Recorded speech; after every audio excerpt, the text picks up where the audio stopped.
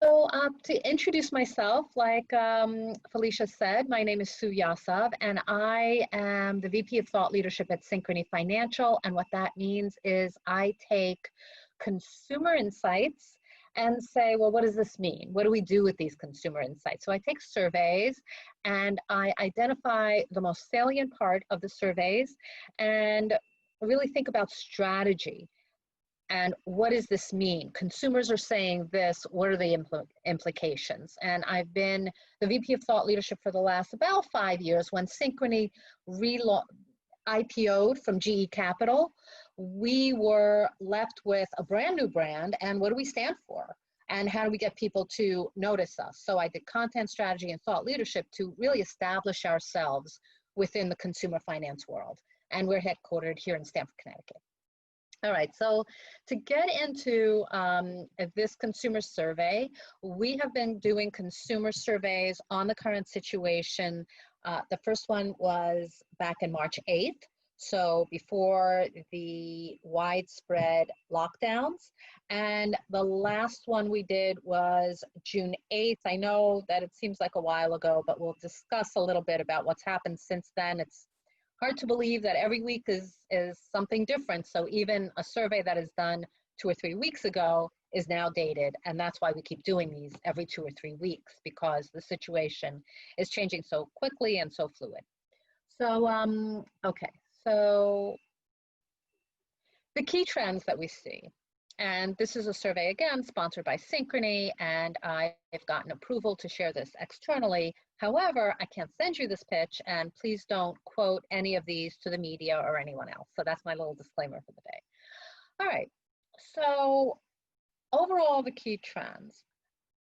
The consumers started off very, very worried, and you'll see the data on this. They were tracking the news very closely back then, and the level of stress was fairly high, and that has fallen over the past 2 months. Now, you may see an uptick, especially in certain areas of the country just recently, but over time, the general level of confusion and stress has come down for most Americans. Kind of a little hard to believe, but stress levels continue to be highest among 25 to 44-year-olds. And one reason for that is they were hit hardest in terms of unemployment. When you look at the people who were let go, furloughed, laid off, it really hit minorities hard, people who can least afford it, and those tended to be younger populations. And at the time of this survey, most people agreed with their state's reopening plans. So things have changed since then, and maybe if I can, get HAYVN halftime again next month, I'll update you on what happened. If it's not, things are changing pretty much on a daily basis. Okay, so let's dig into the data.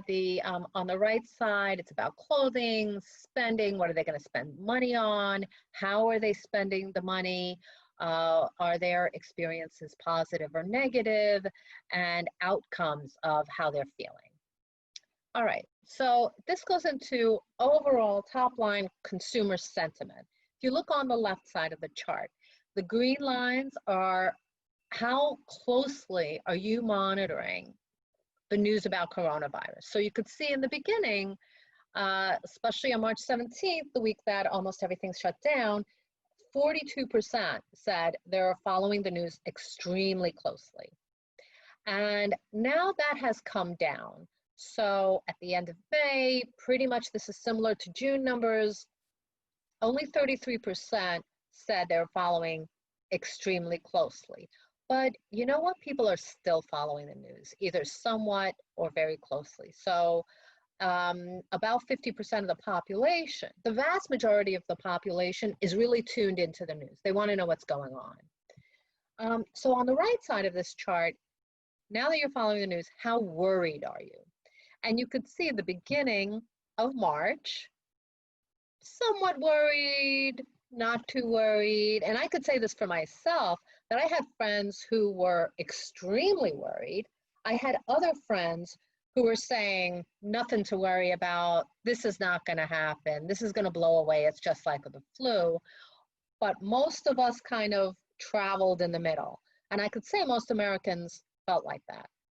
And then you see by the end of March, people started getting really worried. So that peaked at 30, like a third of the population was extremely worried, and another third was very worried. So you have a lot of stress out there at the end of March. And that has lightened up a bit. So if you look at the end of May, and I can say these numbers reflect what June numbers show, it's about 54% say they're between very and extremely worried. And then other people are less worried. Very few people are not worried at all, though. So about 20% of the people are not worried at all. But the rest of the US, there's quite a bit of worry out there. And I bet if I did the survey today, you would find that worried number come up. So still a lot of stress out there, still a lot of angst. We have not really gotten over it, although by the end of May, we looked like we were going in the right direction. Okay. Progress towards reopening. There's little change in how people feel. We're feeling about the timeline. So this takes you through June data. On June 8th, and remember this is quite a few weeks ago before the upticks in Florida, Texas, Arizona, the other states, 41% said they agreed with the timeline for reopening. But it kind of bifurcates from there. 30% said we were opening up too fast, and 20% said we're not opening up fast enough. So it seems like, there's no majority here. Americans are pretty much all over the place. And this is the result, of course, we get data that is confusing. There's a lot of uncertainty. And this leads to numbers that we see here. Some people are, other people are not worried. How confident are you that your state will be able to reopen safely? I can almost guarantee that these numbers will change now, but a couple of weeks ago, most people, or 39%, said they were between somewhat and extremely confident. Most people, like 70%, said between somewhat and extremely confident that the state will be able to reopen safely. And only 28% did not feel that way. Now, I imagine that, those numbers have changed, and if I get permission, and if Felicia wants me to, I can update you in about a month and see where these numbers have gone from there. All right, so spending. What would it take for consumers to go back into the store and shop in a store again? So 23% said they wish that retailers would offer special hours for at-risk population, where about 1 in 10 said that they would want appointment shopping. And Gen Zs, the younger population, are more favorable to appointment shopping. So let's go into the data. Most people said the number one thing that would make them feel comfortable about going back in the store is employees should wear masks and gloves. And 79% said they're wearing masks and gloves is that they are wearing masks and gloves when they go out shopping. So those in the Northeast, 93% said that when they go out shopping, they are wearing masks and gloves. I hear that masks are not really prevalent in some of the Southern and Midwest locations, and that could be, a result, what happens, and the reason why the spread is going up in those states. It is very important. 40% consistently say that it's important that customers treat their employees well during the pandemic, and they need to see that employees are monitored for elevated temperature or other signs of illness. So they really want to make sure that sick people are not showing up to work to infect other people that are working there. And then, as you can see, it goes down from there. So protective barriers, I know that's widely up all over the place. I'm seeing it now. Limit the amount of people. That is important, but less in importance to masks and gloves, treat your employees right, and monitor them for illness or temperature. I'm going to stop here. Any questions? We don't have that many, so if you have questions, you could just ask them live if you want. Okay, let's keep going. All right, so where are they going shopping? Almost 47% said that at this point, they have gone to a standalone retailer, and much less have gone to an outdoor mall, and even less, fewer people have gone to an indoor mall. So malls still generate a lot of concern, but still a third of people say, I am not going shopping at all. It's quite substantial. So describe the experience. When you did, of the people who went, when you did go, did you like it? Did you not like it? How was it? So among those who did go, 70% said it was pretty good. The standalone retailer was pretty good, 60% and 71%. So the majority of people, once they go shopping, they're thinking that the experience has been okay. So as a result of this, we think that people are going to continue going into retail stores, particularly standalone retailers. Okay, so this chart is a little bit hard to read, but it says, where do you expect to spend more money in the next 2 or 3 months? So, and the bars represent each date that we did the survey. So for instance, if you look at groceries, about 20% of people said they expected to spend more money on groceries on March 2nd, and now it's about 32% on June 8th. So people are anticipating spending more money on groceries, home entertainment, home improvement, and then it goes down from there, right? Eating out, you could see how that number has slowly increased over time. Eating out, dining out, clothing, again, slowly increased over time. And then you have things like travel. I gotta say, this travel number is mainly domestic travel. And when we ask and go into it, it's travel of friends and family. It's certainly not a lot of people are traveling for leisure right now, unless it's by car. So international travel, people will need at least a year or longer, or a vaccine or a treatment to be available for international travel. So that is lagging, and that's the last one to recover, most probably. So electronics, appliances, you know, pretty much the same as it was before. Remember, the question is, do you plan on spending more? Any questions on that? The last thing people are planning on spending more money on, luxury goods like jewelry and sporting goods.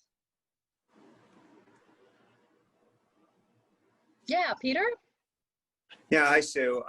You know, what we've been noticing in Fairfield County, and I'd appreciate your thoughts, is obviously a ton being spent on the home, both in fixing a home up, and then, of course, the movement of people out of New York into Fairfield County.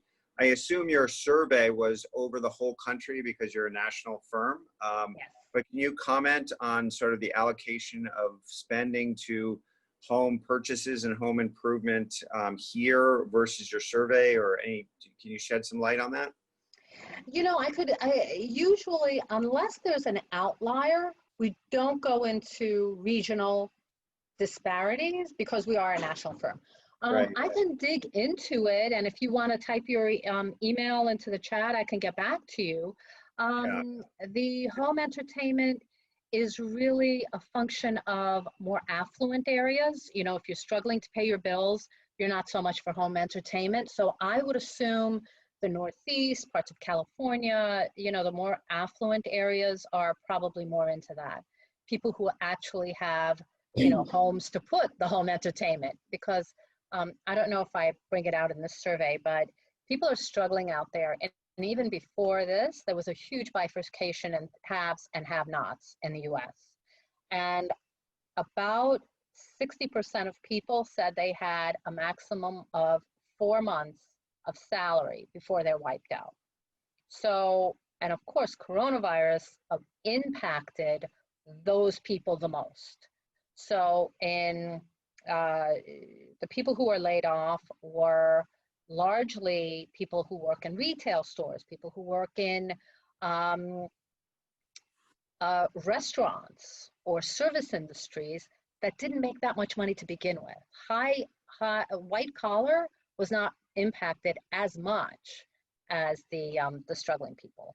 So anyway, that takes me a bit off the tangent, but I can get you that information, Peter, if you're interested. Thank you. Sure. Sue? Yeah. Oh, hi, it's Sarah. I had a question on the previous slide, and I was muted by accident.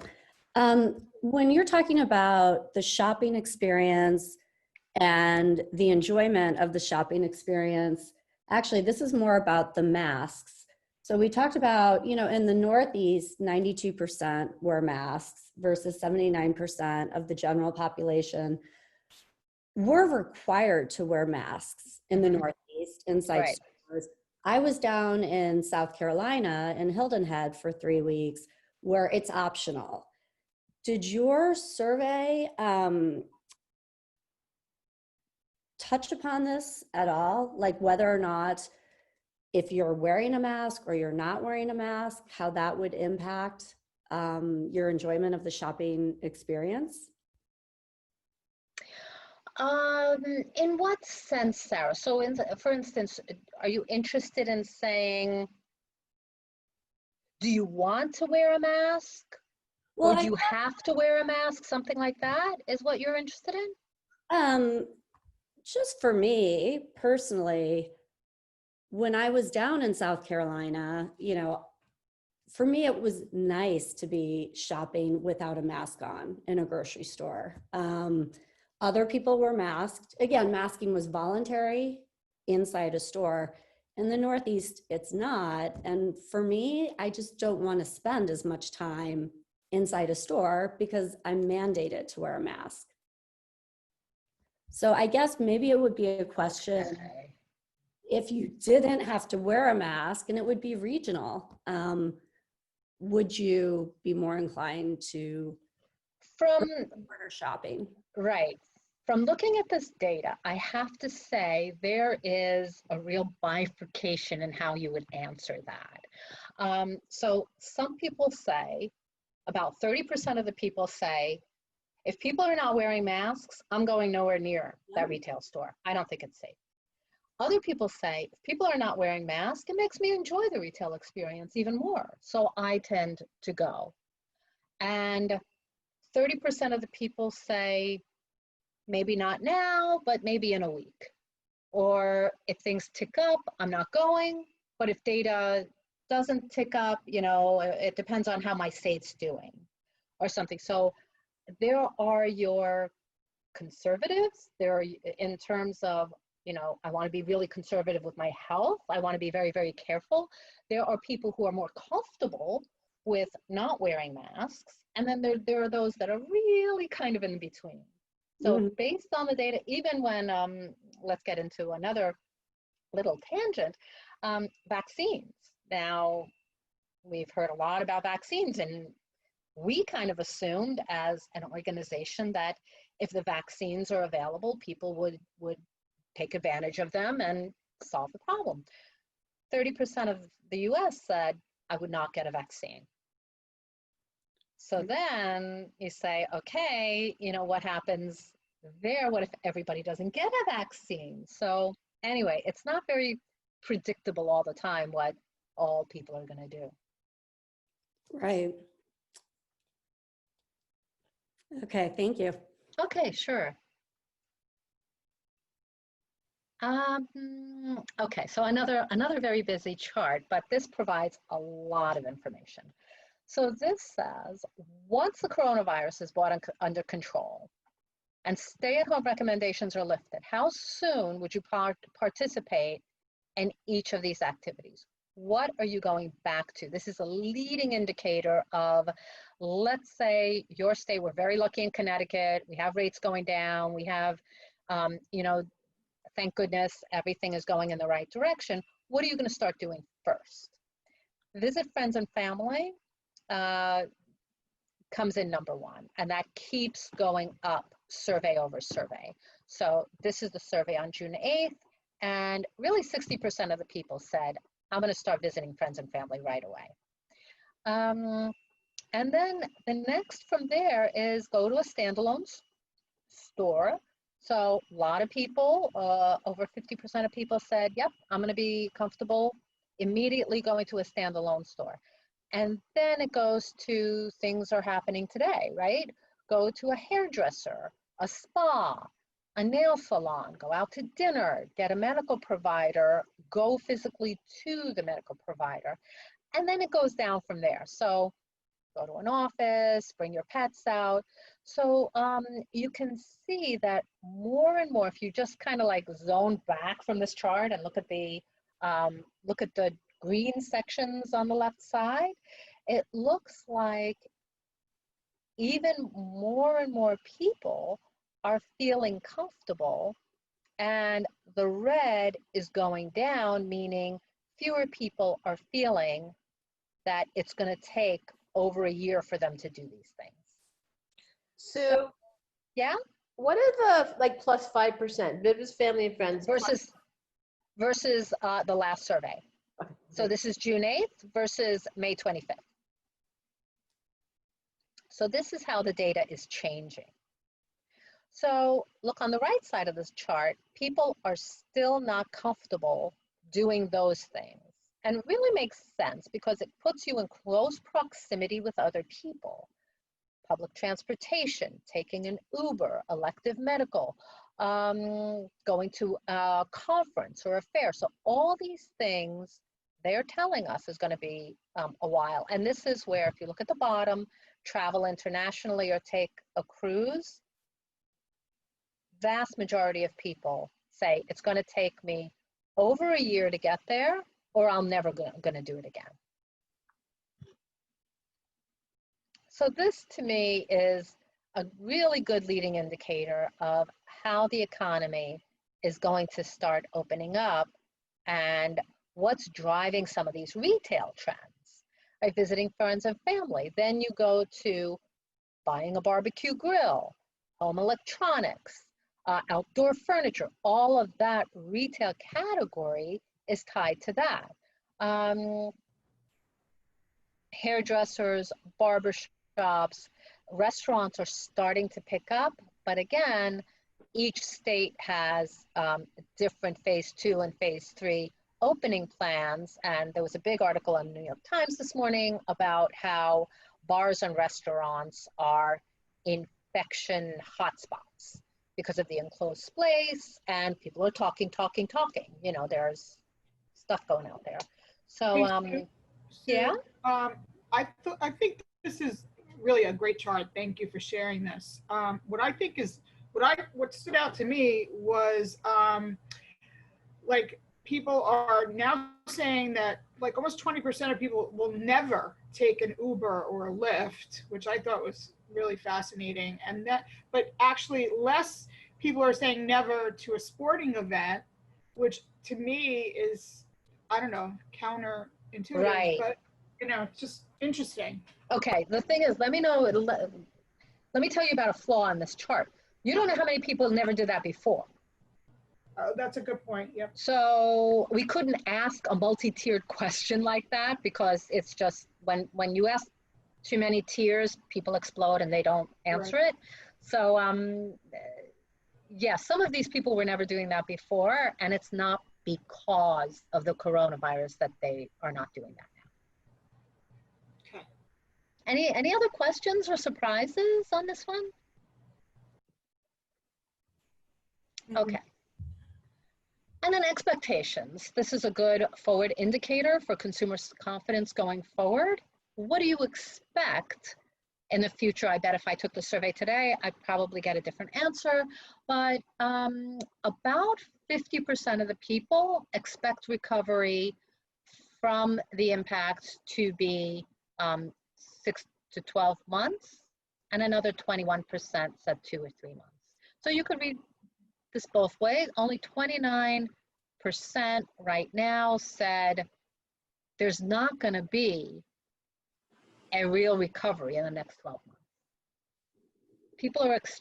Most people are expecting some kind of recovery, return to normal, a lot of growth in the next, under a year. I honestly can't say how the new infections in some states are going to affect these numbers, but if I were betting, I bet it ticks up to the May 11th number, that they are really going to start to get concerned because of these, upticks. And if we start seeing reinfections like we did in California, that the numbers are brought into control and then they spike up again, it gives people a very uncomfortable feeling. All right, and then that's it. I know I went a little bit over, but that's my email address if you'd like to email me any other questions. And or if you have any questions now, I'd be happy to take them too. I have a question. So again, because like this was June 8th and now you're saying that you're going to be doing another survey probably, or are you in the middle of doing a survey right now? We're in field now. Yeah. Yeah. So it just seems because things change so frequently. How are these surveys done? Did you talk about that? Oh yeah. So we have a survey partner who is, they're not on our staff, but we have a deal with a survey partner, and they go to 2,000 random people in the US population. It is weighted to census, it's weighted for gender, and it's weighted for where you are in the US geographically. So we don't have maybe the Northeast people have more of a propensity to take surveys, and then we have like 50% of the survey coming from the Northeast. We don't have that. They have limits of where you can answer the survey from because they want it to be representative to everybody across the country. Right. It's only the US though, it's not international. I mean, cause it seems like it should, because things change like every week, that there should be a way to get this data as soon as possible. Well, yeah, there is, but remember, this is